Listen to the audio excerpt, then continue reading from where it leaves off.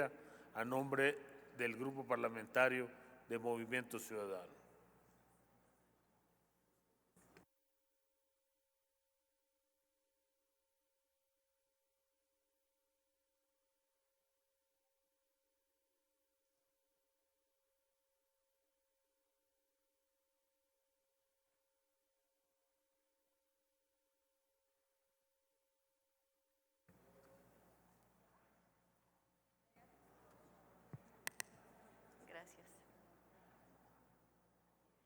Muchas gracias, señor presidente. Compañeras. Adelante, senadora. Compañeros, he escuchado también con atención las diversas intervenciones que se han hecho aquí en esta decisión de acabar con organismos autónomos que son esenciales para la democracia. Y escuché la última intervención del senador Manlio Fabio Beltrones, y realmente me resultó muy importante, muy interesante, porque venimos de una generación, igual que buena parte de quienes estamos conformando el Senado, amigas, amigos, compañeros, senadoras y senadores de los distintos partidos políticos, y es fundamental recurrir a la historia, a la memoria, hacer el recuento de dónde venimos y qué es lo que está en juego el día de hoy. Quiero hacer alusión a esto que mencionaba el senador Beltrones, el logro filantrópico.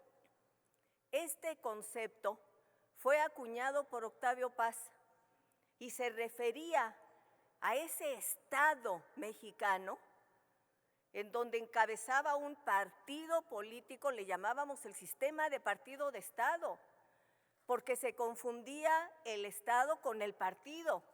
Y este logro filantrópico asumía, abarcaba, controlaba como un pulpo absolutamente todo.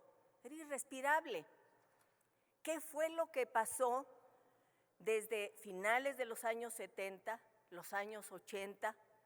Pero de manera muy puntual quiero referirme a los años 90. En los años 90 se abrió la posibilidad de una gran reforma político-electoral que permitió que se constituyeran instituciones separadas del control de ese logro filantrópico. Y por eso se creó el Instituto Federal Electoral, hoy Instituto Nacional Electoral. Las elecciones eran controladas por el secretario de Gobernación, es decir, por el presidente, por el Poder Ejecutivo. Se creó un Tribunal Federal Electoral, empezó un camino muy importante en materia político-electoral. Pero la sociedad, esa sociedad civil pujante que había enfrentado y dado luchas formidables, consideró que era insuficiente la democracia electoral, que había que darle calidad y contenido a la democracia, que había que ir más allá.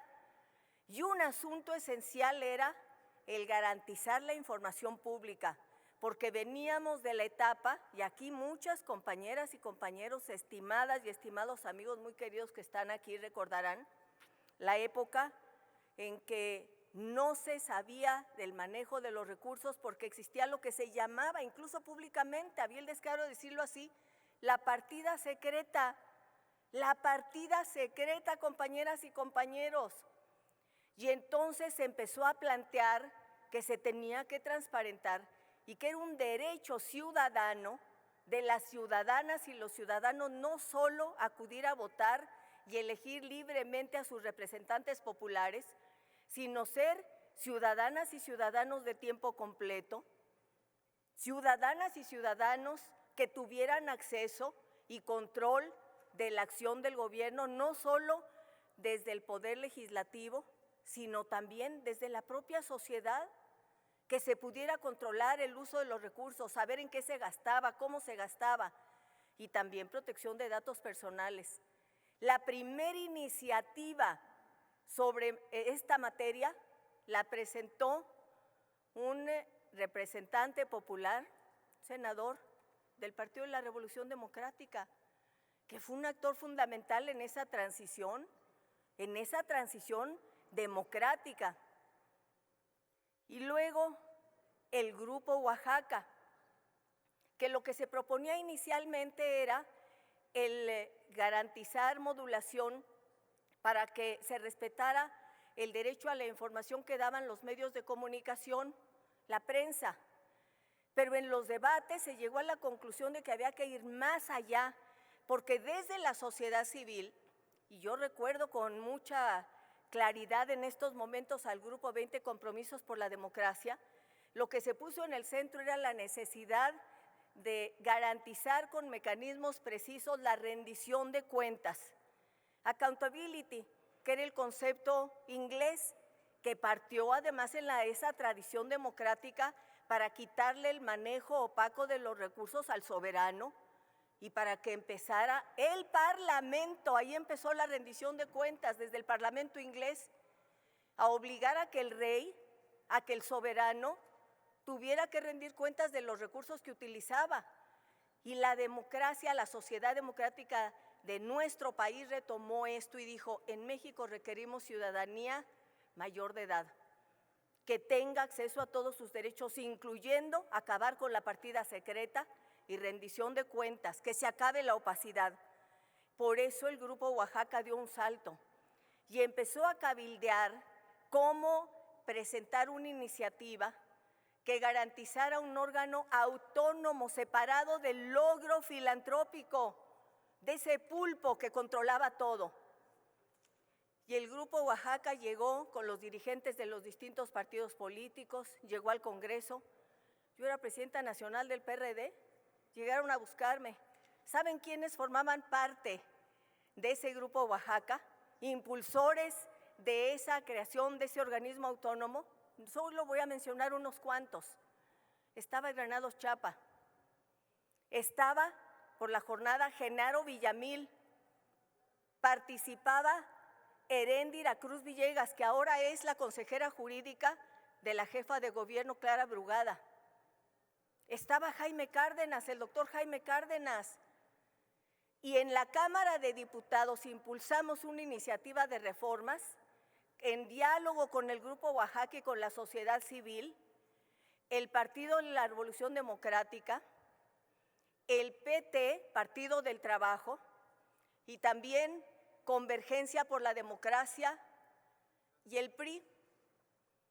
Había llegado al poder Vicente Fox y lo que se reclamaba es si ya hubo una transición pacífica, si hubo alternancia, si ya conquistamos órganos electorales autónomos, vayamos a la rendición de cuentas y a que se acabe la opacidad, acabemos con ese Estado que absorbe y controla todo. Además, una tradición, no solo el logro filantrópico, ese Estado, ese pulpo, sino una tradición en México, la del presidencialismo autoritario y todopoderoso.